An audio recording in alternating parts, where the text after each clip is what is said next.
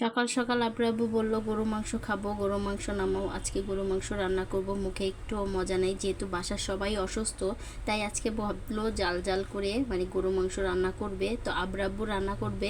আব্বুর হাতে আবার গরু মাংস রান্না খুবই মজা, আমার কাছে অনেক ভালো লাগে। উনি স্পেশালিভাবে অনেক মশলা দিয়ে রান্না বান্না করে, আর খেতেও কিন্তু দারুণ লাগে। আসসালামু আলাইকুম, সবাই কেমন আছেন? আশা করি ভালো আছেন। আলহামদুলিল্লাহ এখন একটু সুস্থ আছি, কিন্তু অনেক অসুস্থ ছিলাম গতকাল।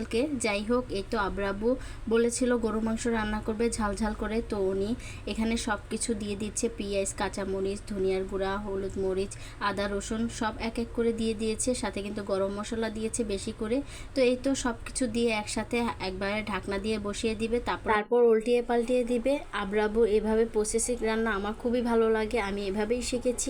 আর এভাবেই কিন্তু গ্রানটা দারুণ আসে। যাই হোক, একটু ফল খেয়ে নিচ্ছি, অনেকটাই মানে অসুস্থ সবাই, তা আব্বুর জন্য সবার জন্য একটু ফল কেটেছি, ড্রাগন ফল।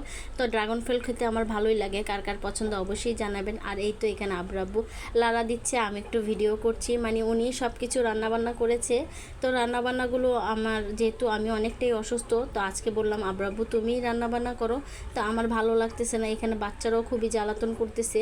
আলহামদুলিল্লাহ সবাই অনেক দোয়া করেছেন আমাদের জন্য, যে আমার বাচ্চারা অনেক অসুস্থ, সুস্থতা দান করুক। সবার জন্য অনেক অনেক দোয়া আর ভালোবাসা রইলো।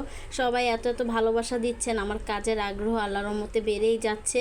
দোয়া করবেন সবাই, আমিও যেন আপনাদের ভালো ভালো কাজ উপহার দিতে পারি। আর এই তো এখানে গরু মাংসের কালারটা কিন্তু দারুণ আসছে, তো আমি একটু উল্টিয়ে পাল্টিয়ে নিচ্ছি খুব সুন্দর করে। গরু মাংসটা কিন্তু প্রায় হয়ে গিয়েছে।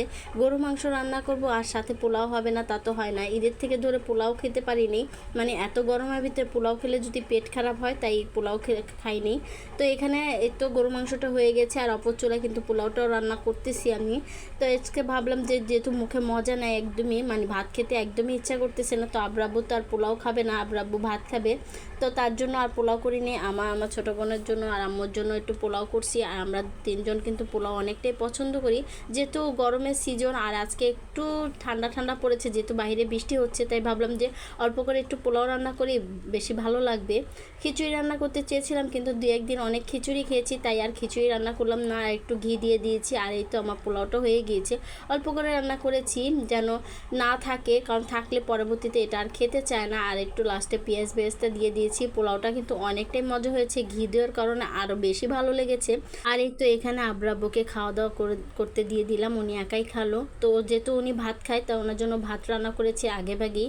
তো সাথে গতকালকে কিছু মাছ চচ্চড়ি ছিল, ওটা দিয়ে খেলো। আর সাথে এই তো গরু মাংস নিল, আমার ছেলেদেরকে ওনার সাথে সাথে বসে খাওয়িয়ে দিয়েছি। আমার ছেলেরও তৃপ্তি সহকারে আজকে দুগা ভাত খেয়েছে, মানে মাংস দিয়ে।